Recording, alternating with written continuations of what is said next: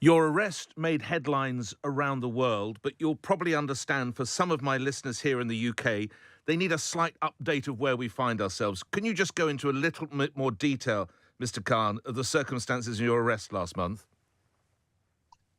Well, for your listeners, what is happening in Pakistan right now is that PTI, which is my party, which I started 27 years ago, is now by far the most popular party in the country. Out of the 37 by-elections in the last few months, we won 30 of them. And all the opinion polls say that we are way ahead of all the other parties. So unfortunately, what has happened is that the military establishment, which the previous army chief removed me from government, and he claimed it later on, he openly claimed it, that it was he who removed me. Since then, there is a sort of, even when the new army chief came, they have decided that whatever happens, I cannot come back into power. So in order to stop me from coming to power, what they have done is they have had various cases, almost 150 cases on me in the last few months to somehow get me disqualified. And then a lot of cases on my senior leadership. But what happened on that fateful day on 9th of May was that I was on bail. There was no way anyone could arrest me. And I was sitting in the High Court when it was like a commando action. It was not the police, but the army. And I could have just I wasn't going to put up a fight against these commandos. No. So they just barged in, destroyed the room which I was sitting in. They broke the windows, and then they took me as if I was some sort of a criminal, well, worse, even a terrorist. So that created a reaction.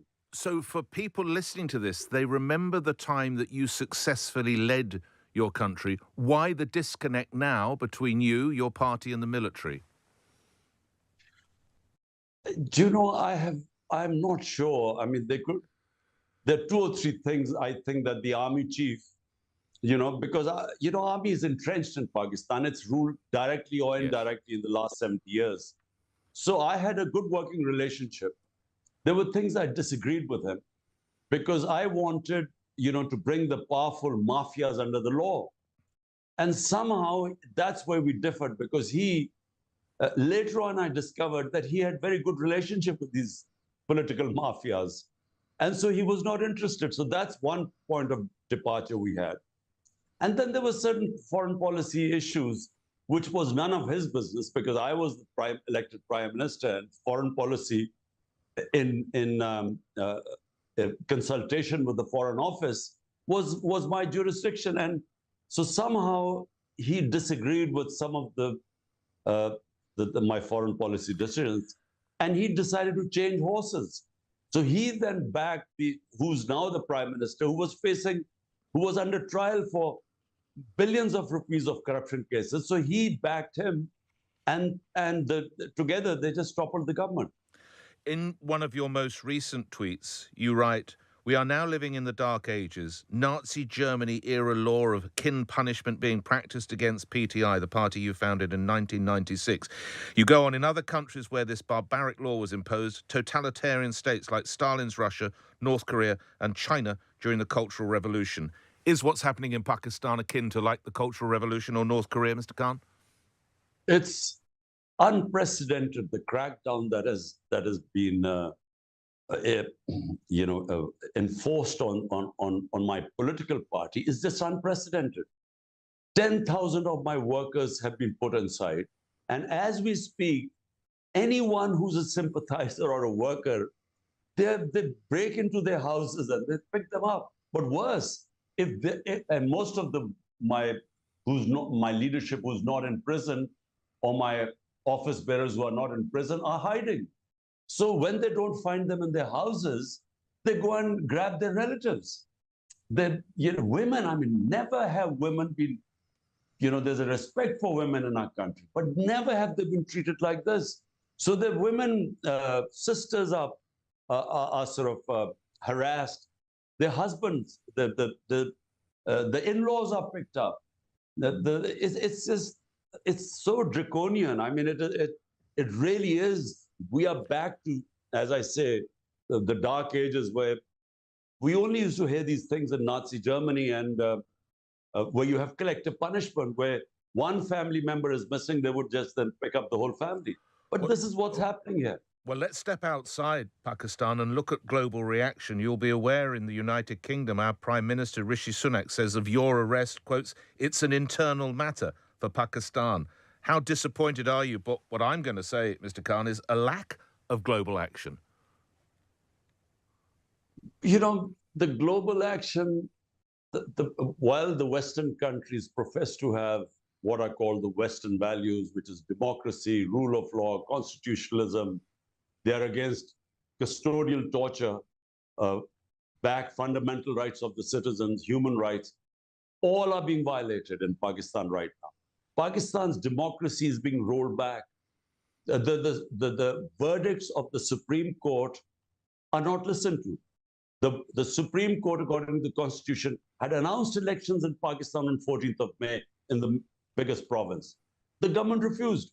So we now do not have any rule of law in this country. It's might is right. And so when I say, you know, when I say that the Western countries there's no response from them, the reason is that I think the foreign policy of the countries, the ties with the people, the countries they are dealing with, I think that's how they respond. So in China, in Hong Kong, the Uyghurs in China, or in what's happening in Russia, that all gets highlighted of lack of human rights. They'll talk about lack of democracy and so on. But what is happening in Pakistan is just not highlighted, because I think they have a very good relationship with the military here. And what of the United States? No real reaction from President Biden. Would you hope for a change of personnel at the top in the forthcoming US elections? Who would you want to win that, Mr. Khan? Well, look, you know, I'm a firm believer that countries only change from within. You can't change countries from outside. But what should happen is, and I repeat, the professed values of the Western countries, democracy and constitutional and human rights, at least they should speak about this, and they should speak about those violations. At least custodial torture, I mean, it's banned everywhere in the Western world, and yet it's happening in Pakistan. But they've deserted you, Mr. Khan. These leaders have deserted you. You're talking about my leaders or the Western leaders? No, other Western leaders. I'm sorry, Mr. Khan. These Western leaders, well, they're very happy to meet with you when you're in power. You're in need now. Your colleagues are being arrested. It does sound akin to Nazi Germany, and yet there seems total silence from the West. Mr. Khan. Do you know, my experience of international politics, my 3.5 years in power, I mean in government, I realized that, you know, actually, all leaders are very pragmatic. In the end, they've, you know, no matter what principles they profess and whatever democratic values they stand for, in the end, they decide what is good for their country or not. For instance, when Kashmir, in Indian Kashmir, when they took away the statehood of the people of Kashmir, violating the United Nations Security Council resolution, and they took away the statehood, and this clampdown, exactly a crackdown, even much worse than this, took place, where they just completely, there was a curfew. There was hardly, I called up the Western leaders, I was in power then, I called them up, I said, look, at least condemn what's going on. But they didn't, because, you know, India is an ally, and an ally against China. So there was absolutely no response. So I'm quite, you know, I had no expectations really, because I think that they have a good relationship with this current government and the military, because this is basically, it's a military-backed government now, because the moment the military withdraws its support, this government will collapse. We've talked a lot about you and the colleagues in your party. How is day-to-day life for the average Pakistan citizen at the moment, Mr. Khan? Allowing, of course, for those terrible floods we witnessed last year, and I understand inflation as well, Mr. Khan. Well, in 1 year, just to give you an idea, when we left, growth rate in Pakistan was 6.1%. It is one of the best performing economy in Pakistan's history, because that's 6.1 and 6% average growth rate in 2 years, last 2 years of our government. Plus, we had handled COVID-19. We were given, as an example of a country, top 3 countries that handled the COVID-19 crisis very well. So from that point, we now have, our growth has collapsed to 0.3%. Inflation, when we were, and you remember there was this commodity super cycle, so the inflation was around, global inflation. Pakistan, our inflation then was 12.4%. Today is 38%. So unemployment is, industry has gone into we had 10.4% growth in our large-scale manufacturing industry. That's gone into negative. Exports 15% down, remittances 15% down. In other words, dollar income has gone down. And yet at the same time, our debt has increased. Economy has never been as bad as in 75 years of our history. So when you combine the two, a crackdown, a complete collapse of rule of law, and at the same time, the economy tanking, we are in the worst possible situation right now, which is why the government is petrified of elections, because this is election year. I want to ask you the about reason that. they are clamping down on the party is because support has grown. Well, I want to ask you about that, and there was a bump on the line, so I just want to say. So I was going to say that, the reason why. I think there's a slight delay. Sorry, Mr. Khan. Sorry, we'll work through this. I just want to get your point out there that inflation is now running at 38%. I'm going to ask you the question. You say, of course, you are in an election year. Those elections are due in October of this year. Mr. Khan, how likely are they that they'll go ahead?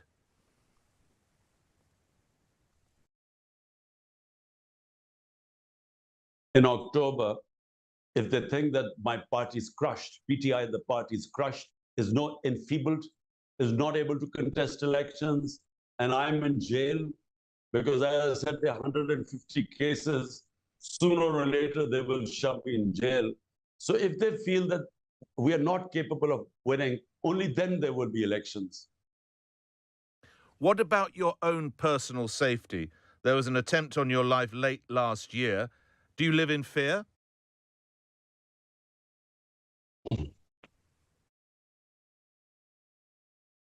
I think we've lost the connection. Well, I mean, I'm conditioned, really. There have been about 3. Can you hear me? Yes, I'm sorry. Go ahead, Mr. Khan. I'll repeat the question. Do you live in... There have been assassination attempts on your life, one as recently as November. Do you live in fear of your life? I have one attempt where I had 3 bullets in my leg on November 3. I escaped another assassination attempt, which was on the 18th of March. I was very lucky, really, to get out alive. And as I said, there's so many cases against me. They've tried to come to arrest me illegally.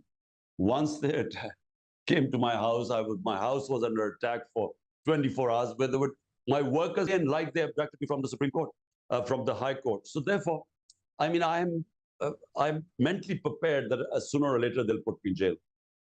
One final question, because the line is starting to deteriorate.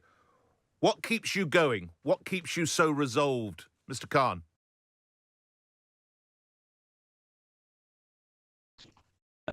Just to add that, the reason why I think they will jail me is now because in the regular courts, none of the cases against me stand, so I get bail.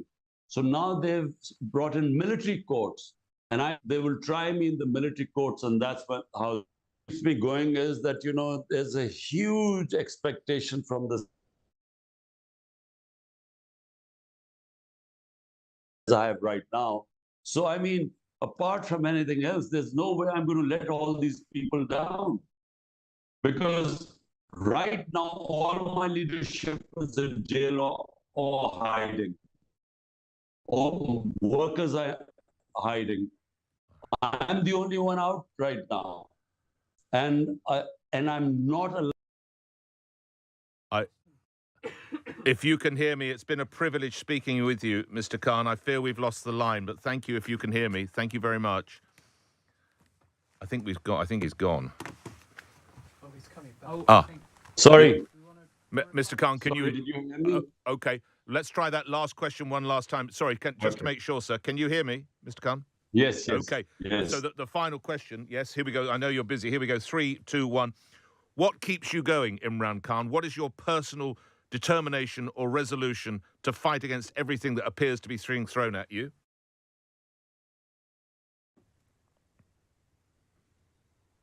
Well, I started my party 27 years ago called Movement for Justice. And let me say, I was inspired by, as a teenager going to Britain, first time I saw rule of law. So I always wanted, my assessment is that countries are poor only because they don't have rule of law. And the countries that have rule of law have very high standard of living because they attract investment and so on, a level playing field. So that was my struggle 27 years ago. And right now, I'm on that brink now, where the public for the first time understands exactly what I mean by rule of law. Because if you've never had rule of law, you don't understand that actually freedom and democracy and prosperity understand, and the public is standing with me.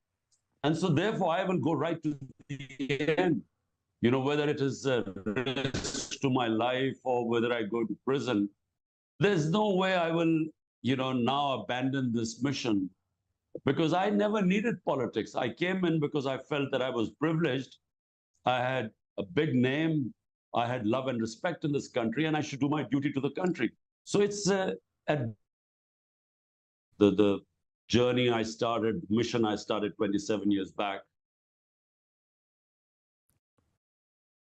All right. I think the line's gone again. I'm very grateful. Mr. Khan, if you can hear me again, thank you very much. You look after yourself. Take care. Thank you. Thank you. Thanks, Mr. Khan.